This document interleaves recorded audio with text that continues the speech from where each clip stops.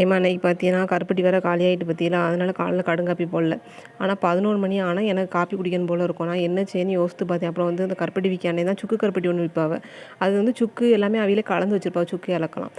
அது கொடுக்கும்போது என்ன சொன்னாங்கன்னா, அந்த ஒரு பீஸை வந்து 1 டம்ளர் தண்ணிக்கு வந்து போட்டு குடிச்சிங்கன்னா சுக்கு காப்பி ரெடி ஆயிரும் அப்படின்னு அந்த அண்ணன் சொன்னாவ. ஆனால் நான் அது வரைக்கும் அது கேட்டதே இல்லை. நான் என்ன பண்ணுவேன்னா, சுக்கை வந்து அந்த கருப்பட்டி வந்து கடிச்சு கடிச்சு சும்மா இருக்கும்போது பண்டை மாதிரி சாப்பிட்ருவேன். ஆனால் நல்லா உரப்பாக இருக்கும், இஞ்சி மரப்பா மாதிரிக்கு நல்லா உரப்பாக இருக்கும். அதை இன்னைக்கு வந்து எனக்கு காப்பி குடிக்கணும் போல் இருக்குது. அதனால் அந்த அண்ணன் சொன்னாவல அதே மாதிரி செஞ்சு குடிப்போம் அப்படின்னு சொல்லிட்டு நான் போட்டு குடித்தேன். ஆனால் உண்மையிலே செம்ம டேஸ்ட்டு. நல்ல உரப்பு, நல்ல இனிப்பு, அப்படி ஒரு காம்பினேஷன். அவங்க சூப்பராக ரெடி பண்ணியிருக்காங்க அது. அதுக்கப்புறம் இன்றைக்கி அதை போட்டு குடித்தாச்சு. அதுக்கப்புறம் பார்த்தீங்கன்னா இன்றைக்கி வந்து ஒரு பாட்டுமா, அந்த யூடியூப்பை திறந்தோடனே மோனிக்கான்னு ஒரு பாட்டு படிச்சுட்டே இருக்காவலாம். எனக்கு இந்த எது ரீல்ஸு ஏதாவது பார்த்தா இந்த பாட்டே தான் வந்துக்கிட்டு கிடக்குது பார்த்துக்கிடுங்க. அந்த பாட்டில் பார்த்தீங்கன்னா அந்த மோனிகா பெல்லூச்சி அப்படின்னு வருதுல்ல, அவிய வந்து உண்மையிலே ஒரு ஹீரோயின் போலி இருக்குது. அவிய யாருன்னு தேடி பார்த்தா அவியனா அழகு அப்படி ஒரு அழகாக இருக்காவ.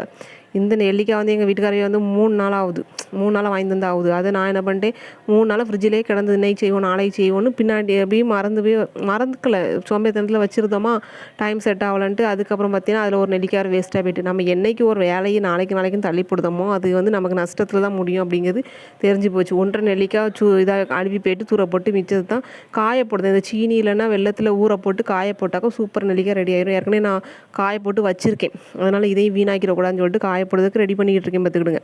ஆனால் இந்த மோனிகாக்கா சொன்னேன் பற்றிலாம் 60 வயசு ஆகுதான், என்ன அழகாக இருக்காவ. இந்த நமக்கு 40 வயசானாலே நமக்கு ஒரு தொப்பை விழும் நம்ம உடம்புல.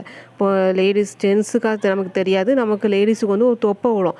அந்த உடம்பு எப்படி அந்த தொப்பை விழாமல் அந்த உடம்பை எப்படி மெயின்டைன் பண்ணியிருக்கா பற்றிலாம் அந்த அழகாக இருக்கா. அதான் இந்த பாட்டில் வச்சு பாடியிருக்காங்களாம்மா, மோனிகா பிலோச்சி வந்தாச்சு அப்படின்னு சொல்லிட்டு பாட்டு பாடுதாவலாம். அவியில் பார்த்ததுலேருந்து நம்ம உடம்பு எப்படி தான் அப்படி மெயின்டைன் பண்ண போகிறோமோ அப்படின்னு மனசுக்குள்ள ஒரே குழப்பமாக இருக்குது பார்த்துக்கிடுங்க. நம்ம உடம்பு கண்டிப்பாக மெயின்டைன் பண்ண மாட்டோம்.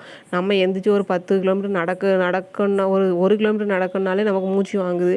மாடிப்படி ஏறிக்கிட்டு வரதுக்குள்ள மூச்சு வாங்குது. அப்புறம் அவியிலே நம்ம எப்படி உடம்பு வச்சுக்கிட சொல்லுங்க. அப்போது நமக்கு அங்கேயும் இங்கேயுமா சாதா தான் தோங்கும்.